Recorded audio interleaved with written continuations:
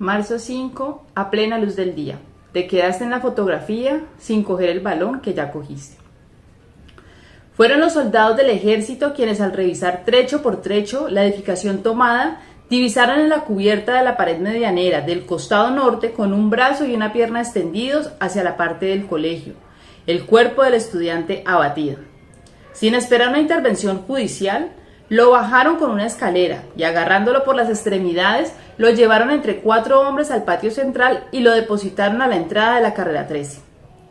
Solo entonces llamaron al inspector de policía, le vaciaron los bolsillos y le encontraron un carnet de futbolista. Pertenecía al Cúcuta Deportivo, un equipo de menores de Buga con el nombre de Gabriel Escandón. No tenía un centavo en sus bolsillos, solo una cuchara, dijo el inspector. La noticia se regó como pólvora y fue reproducida por las emisoras. Se decía que el estudiante Gabriel Escandón había muerto electrocutado cuando intentaba saltar un muro lindante del colegio. Algunos de los asaltantes, identificándose, reprodujeron la crónica entre sus amigos o vecinos. Estaban seguros de que nadie había disparado a los muchachos, porque ese era el acuerdo, solo se harían tiros al aire para atemorizarlos. Un jeep del ejército fue a la casa de Gabriel Escandón y los soldados lo encontraron vivos. Aclaró que su carnet lo tenía Jairo Potes Escobar y les indicó el lugar aproximado de su residencia. Los militares llegaron hasta la panadería de Luis Ernesto Velasco, cercana al sitio donde habría de levantarse la iglesia del Perpetuo Socorro, en la carrera 10 con calle 20, y este los llevó hasta la casa del abuelo con quien vivía Jairo. Desde allí fueron llevados ambos al hospital para reconocer el cadáver. Estaba lívido, con una coloración rojiza amoratada en su cara y en el pecho. Comprobaron que su muerte no era por electrocución. No había quemaduras ni despegamiento epidérmico en ninguna parte de su cuerpo. Era su boca la que estaba destruida, la mandíbula desencajada. El enfermero presente confirmó que la causa de su muerte era una herida de bala y que así lo había certificado el médico legista, Manuel Rengifo, a pesar de que lo habían llamado una y otra vez gente muy importante para que dijera lo contrario. En días posteriores, el médico confirmó en persona a algunos de sus amigos que los godos le habían ofrecido enormes dádivas si en el informe forense ponía su muerte como electrocutado. Está bien, les respondió en son de burla. Podría escribir electrocutado por una bala calibre 22. Hacia las 9 de la mañana, los estudiantes del colegio transitaban las calles de Buga desesperados, de casa en casa, de alumno en alumno. Llevaban la noticia. Algunos afirmaban que los muertos podían ser 2 o 3 y que 40 de sus compañeros se encontraban detenidos en el batallón Palacé. La esquina de la iglesia Santo Domingo estaba militarizada y prohibido el paso, igual la calle Quinta y la alcaldía. El rumor de la toma se hallaba confirmado. Había sido violenta, con armas de fuego sin respuesta posible. Entretanto, en el batallón Palacé, padres y madres de los detenidos, atormentados sin conocer la suerte de sus hijos, pedían audiencia con el comandante. En su condición de menores de edad, era ilegal detenerlos. El coronel Lozano les aclaró que no estaban detenidos. El ejército, por el contrario, los había protegido, por eso los había conducido a sus instalaciones, tácitamente para liberarlos. El oficial puso como condición la expedición de un comunicado que exonerara el ejército de toda responsabilidad en los acontecimientos. Tras una breve negociación, Mario Arcila se sentó a redactarlo, exigiendo que el manuscrito se entregara a la prensa. El coronel pidió que se hiciera a nombre del Consejo Estudiantil y se firmara. Corrigió párrafos y pidió la inclusión de una frase sin tocar palabras. Terminado poco antes de la 1 de la tarde, el original fue entregado al comandante con la firma de Mario Arcila. Sin embargo, Lozano insistió en que lo firmara la junta directiva del Consejo Estudiantil en pleno. Mario le aclaró que solo él y Alfonso Núñez se hallaban presentes. El militar habló con los padres de familia y consiguió que entrara a firmar Jairo Campo, quien esperaba la libertad de sus hermanos junto con Víctor Hugo Osorio, quien se presentó más tarde. El comunicado informaba en primer lugar que el día 4 de marzo se sostuvo conversaciones con representantes de la gobernación, tratando de buscar un arreglo del problema que afronta el estudiantado académico, a las cuales se acordó una nueva entrevista para llegar a una conclusión satisfactoria. Hasta tanto, el movimiento huelguístico continuaría en forma pacífica. Asimismo, al hacerse este acuerdo en presencia del señor alcalde de la ciudad y del comandante del batallón Palacé, las fuerzas del orden no intervendrían durante esta tregua. Acto seguido, el comunicado ilustraba que a las 2:30 de la mañana aproximadamente se presentó el siguiente incidente. Estando durmiendo alrededor de unos 40 estudiantes en el local del colegio, como se ha venido regularmente durante los 15 días de huelga cumpliendo, fuimos asaltados por una turba de elementos civiles y unidades del cuerpo de bomberos, quienes portaban diferentes clases de armas, entre ellas pistolas, revólveres, varillas y teas, pronunciando al mismo tiempo frases vulgares y citas políticas, siendo sacados a la fuerza entre disparos y golpes. Ya en la calle fuimos entregados a la policía, quienes nos recibieron a bolillazos. Seguidamente se nos transportó al batallón Palacé. Posteriormente se nos enteró que como resultado del incidente pereció el estudiante Jairo Potes dentro del claustro. Finalmente, el comunicado aclaraba que la intervención del batallón Palacé impidió la gravedad de los hechos protegiendo a los estudiantes. Manifestaba agradecimientos e informaba que se encuentra detenida la mayoría de los asaltantes. Con el comunicado en sus manos, el comandante procedió a liberar a los más niños, entregándolos a sus padres acudientes, pero dejó retenida a la directiva firmante y a otros alumnos de cursos superiores. Dijo que era necesario consultar con sus superiores el contenido del texto antes de pasarlo a la prensa y ordenó traerles almuerzo.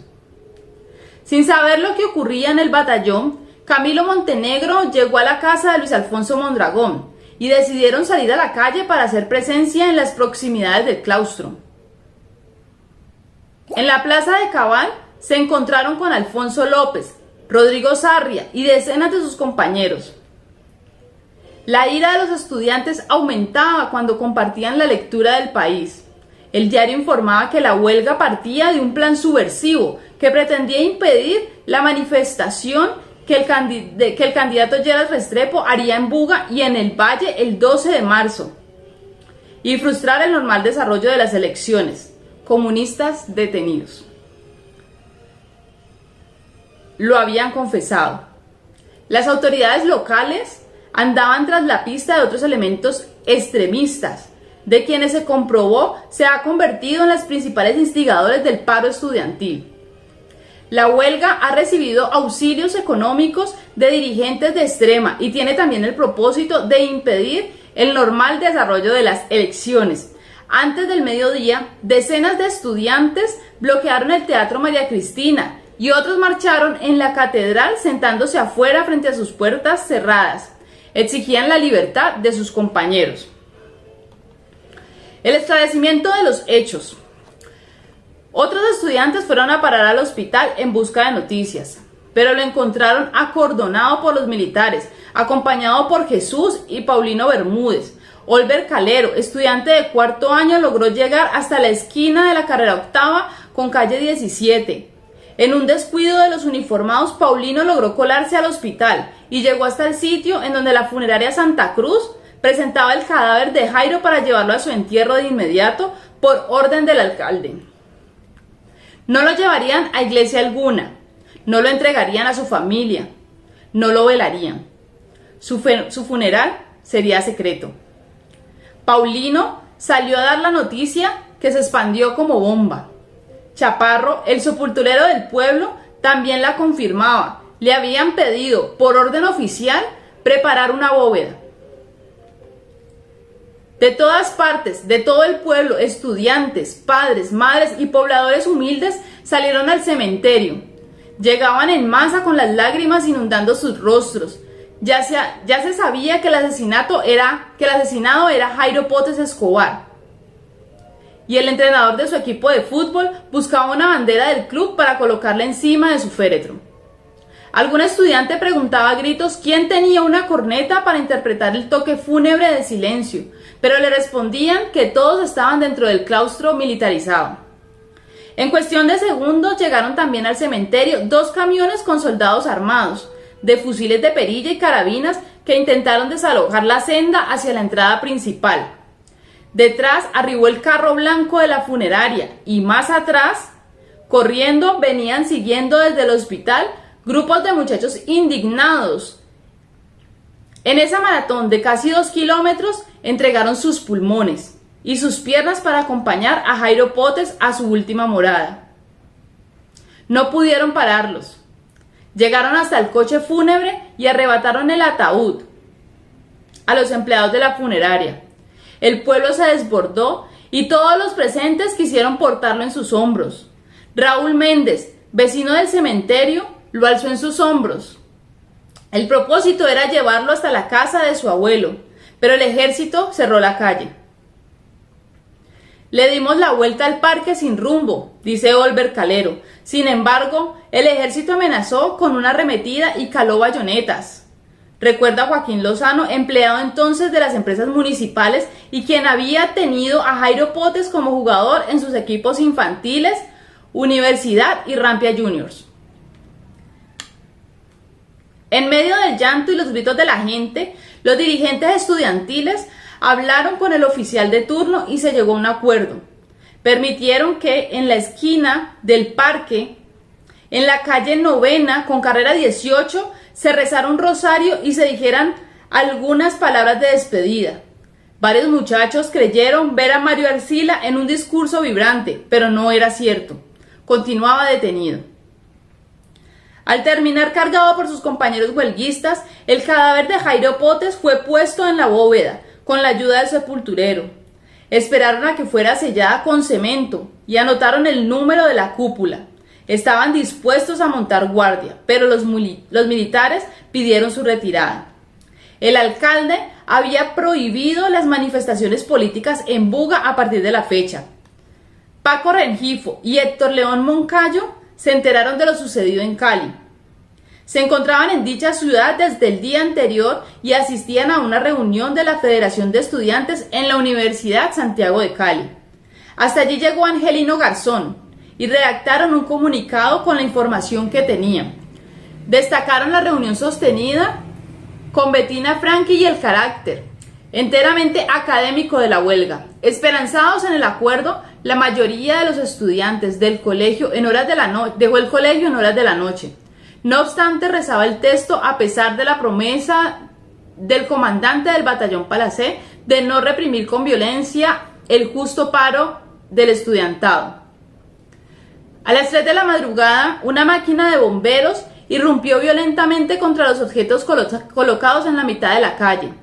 Inmediatamente, misteriosos sujetos con los rostros cubiertos, encapuchados con una antorcha en la mano, entregaron al colegio profiriendo toda clase de epítetos y disparando sus armas contra los pocos estudiantes que allí se encontraban, dando como resultado la muerte de 2 estudiantes y la detención con tortura de 16 de ellos. Acto seguido, el comunicado reconocía que los únicos 2 que lograron escapar al nuevo crimen aberrante del sistema viajaron presos de pánico hacia la ciudad de Cali para rendir el informe sobre este execrable crimen.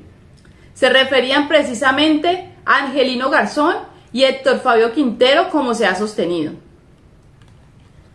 A las 8 de la noche, los estudiantes que quedaban detenidos en el batallón Palacé fueron dejados en libertad. El texto redactado por Mario Arcila nunca fue entregado a la prensa, o ella hizo caso omiso del contenido. Al llegar a su casa, sin embargo, encontró 2 mensajes alentadores. Se los trajo una niña del Julia Restrepo, que angustiada decidió trasladarse a Buga para conocer lo sucedido. El primero era escrito por los estudiantes vallecaucanos en la Universidad del Tolima. y el segundo por la colonia bugueña de la Universidad Nacional.